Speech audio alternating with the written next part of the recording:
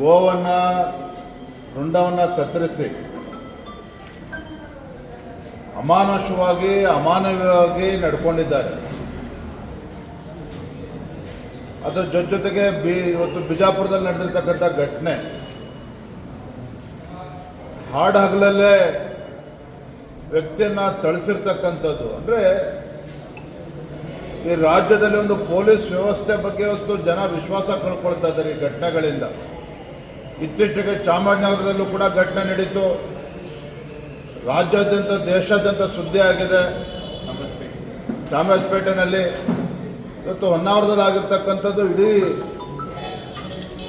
ಪ್ರತಿಯೊಬ್ಬರು ಕೂಡ ತಲೆ ತಗ್ಗಿಸ್ತಕ್ಕಂಥ ಪರಿಸ್ಥಿತಿ ನಿರ್ಮಾಣ ಆಗಿದೆ. ಮಾನ್ಯ ಗೃಹ ಸಚಿವರ ಹೇಳಿಕೆಯನ್ನು ಕೂಡ ನಾನು ಇವತ್ತು ಪತ್ರಿಕೆಗಳಲ್ಲಿ ಗಮನಿಸಿದ್ದೇನೆ. ಕಾನೂನು ಸುವ್ಯವಸ್ಥೆ ಎಲ್ಲವೂ ಕೂಡ ಸರಿಯಾಗಿದೆ ಅನ್ನೋ ರೀತಿಯಲ್ಲಿ ಬಿಂಬಿಸ್ತಾ ಇದ್ದಾರೆ. ಎಲ್ಲೋ ಒಂದು ಕಡೆ ಸಿದ್ದರಾಮಯ್ಯನವರ ಈ ಕಾಂಗ್ರೆಸ್ ಸರ್ಕಾರ ಈ ಥರ ಘಟನೆಗಳು ನಡೆದಾಗ ಮೃದು ಧೋರಣೆಯನ್ನು ಏನು ಅನುಸರಿಸ್ತಾ ಇದ್ದಾರೆ. ಯಾರಿಗೂ ಸಹ ಈ ದೇಶದ್ರೋಹಿಗಳು, ಹಿಂದೂ ವಿರೋಧಿ ಶಕ್ತಿಗಳು ಇವತ್ತೇನು ರಾಜ್ಯದಲ್ಲಿ ಕೆಲಸ ಮಾಡ್ತಾ ಇದೆ, ಇವ್ರು ಯಾರಿಗೂ ಕೂಡ ಭಯನೇ ಇಲ್ಲ. ಇವತ್ತು ರಾಜ್ಯ ಸರ್ಕಾರಕ್ಕೆ, ಮಾನ್ಯ ಮುಖ್ಯಮಂತ್ರಿಗಳಿಗೆ, ಗೃಹ ಸಚಿವರು ಇವತ್ತು ಎಚ್ಚೆತ್ಕೋಬೇಕಾಗಿದೆ. ಈ ರೀತಿ ಘಟನೆಗಳನ್ನು ಪುನರಾವರ್ತನೆ ಆಗ್ತಾ ಇದೆ. ಎಲ್ಲೊಂದು ಕಡೆ ರಾಜ್ಯದಲ್ಲಿ ಕಾನೂನು ಸುವ್ಯವಸ್ಥೆ ಹದಗೆಟ್ಟಿರ್ತಕ್ಕಂಥದ್ದು ಒಂದು ಕಡೆ ಆದರೆ, ರಾಜ್ಯದಲ್ಲಿ ಇವತ್ತು ಕೋಮು ಸೌಹಾರ್ದತೆಯೂ ಕೂಡ ಇವತ್ತು ಹಾಳಾಗ್ತಕ್ಕಂಥ ವಾತಾವರಣ ಕೂಡ ನಿರ್ಮಾಣ ಆಗ್ತಾ ಇದೆ. ಇದ್ರ ಬಗ್ಗೆ ಗೃಹ ಸಚಿವರು, ಮಾನ್ಯ ಮುಖ್ಯಮಂತ್ರಿಗಳು ಈಗಲಾದರೂ ಕೂಡ ಎಚ್ಚೆತ್ಕೋಬೇಕು ಅಂತೇಳಿ ಈ ಸಂದರ್ಭನ ಆಗ್ರಹ ಪಡಿಸ್ತಾ ಇದ್ದೇನೆ. ಕಾರ್ಮಿಕರ ಮೇಲೆ ಹಲ್ಲೆ ಮಾಡಿದ್ದಾರೆ, ಕೆಲಸ ಕೈಕಾಲು ಕಟ್ಟಿ ಇಷ್ಟಾದ್ರಿಂದ ಅವ್ರನ್ನ ಬಂಧನ ಮಾಡಿದ್ದಾರೆ. ಕಾರ್ಮಿಕರಿಗೆ ಯಾವ ರೀತಿ ನಡೆಸ್ಕೊಡ್ತಾರೆ? ಬಿಹಾರದಲ್ಲೆಲ್ಲ ನೋಡ್ತಾ ಇದ್ದಾರೆ.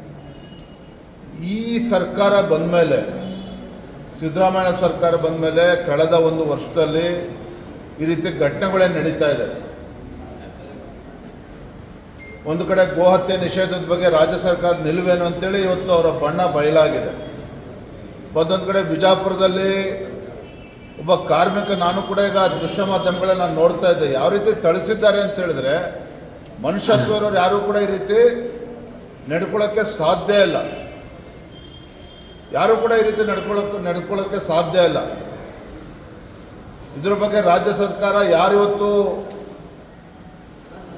ದುಷ್ಟರಿದ್ದಾರೆ, ಈ ರೀತಿ ನಡ್ಕೊಂಡಿದ್ದಾರೆ, ತತ್ಕ್ಷಣ ಒದ್ದು ಒಳಗಾಕಬೇಕು. ಅವ್ರ ವಿರುದ್ಧ ಕಾನೂನು ರೀತಿಯಾದಂಥ ಕ್ರಮವನ್ನು ಕೈಗೊಳ್ಳಬೇಕು.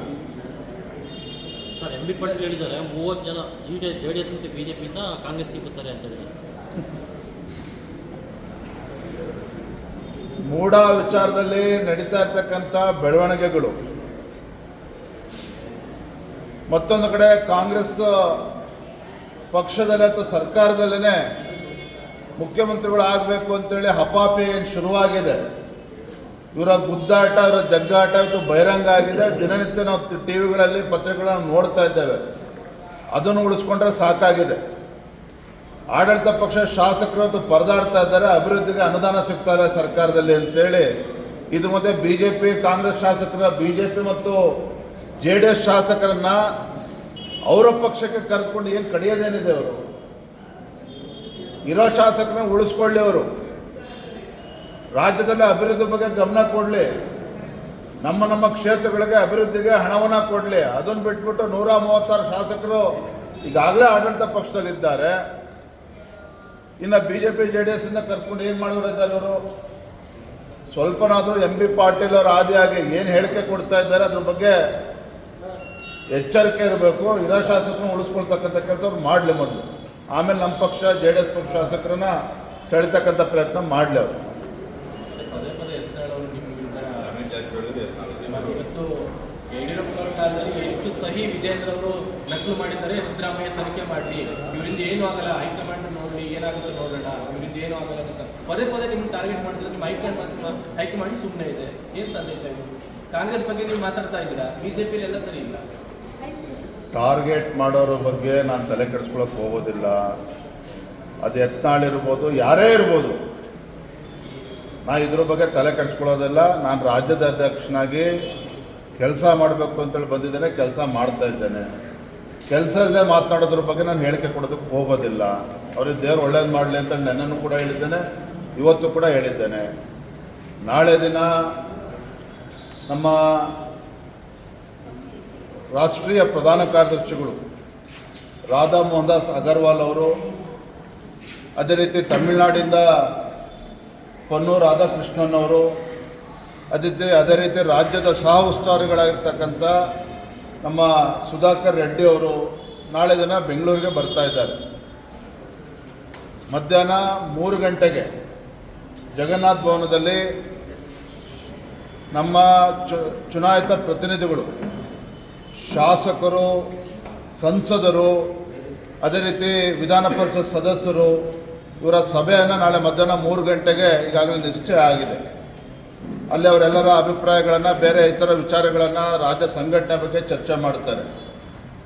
ತದನಂತರದಲ್ಲಿ ಮಧ್ಯಾಹ್ನ 4 ಗಂಟೆಗೆ ಏನು ನಮ್ಮ ರಾಜ್ಯ ಇವತ್ತು ಸಂಘಟನಾ ಪರ್ವ ಪ್ರಕ್ರಿಯೆ ನಡೀತಾ ಇದೆ. ಮಂಡಲ ಅಧ್ಯಕ್ಷರ ಚುನಾವಣೆ ಆಗಿದೆ, ಅವರ ಅದೇ ರೀತಿ ಜಿಲ್ಲಾಧ್ಯಕ್ಷರ ಒಂದು ಪ್ರಕ್ರಿಯೆ, ನಿಯೋಜನೆ ಮಾಡ್ತಕ್ಕಂಥ ಒಂದು ಪ್ರಕ್ರಿಯೆ ನಡೀತಾ ಇದೆ. ತದನಂತರ ರಾಜ್ಯಾಧ್ಯಕ್ಷರ ಒಂದು ಚುನಾವಣೆ ಬಗ್ಗೆನೂ ಕೂಡ ಚರ್ಚೆ ಮಾಡಬೇಕು ಅಂತೇಳಿ ನಾಳೆ ದಿನ 4 ಗಂಟೆಗೆ ಚುನಾವಣಾ ರಿಟರ್ನಿಂಗ್ ಆಫೀಸರ್ಸು, ರಿಟರ್ನಿಂಗ್ ಆಫೀಸರ್ಸ್, ಅದೇ ರೀತಿ 13 ಜನ ಅಬ್ಸರ್ವರ್ಸನ್ನು ಕೂಡ ನಾವು ಅಪಾಯಿಂಟ್ ಮಾಡಿದ್ದು. ಅವರ ಒಂದು ಸಭೆನೂ ಕೂಡ ನಾಳೆ ಮಧ್ಯಾಹ್ನ 4 ಗಂಟೆಗೆ ಕರೆದಿದ್ದೇವೆ. ನಾಳೆ ಸಂಜೆ 7 ಗಂಟೆಗೆ ರಾಜ್ಯದ ಕೋರ್ ಕಮಿಟಿ ಮೀಟಿಂಗನ್ನು ಕೂಡ ನಾಳೆ ಸಂಜೆ 7 ಗಂಟೆಗೆ ನಿಶ್ಚಯ ಆಗಿದೆ. ಈ 3 ಸಭೆಗಳಲ್ಲಿ MP, MLA,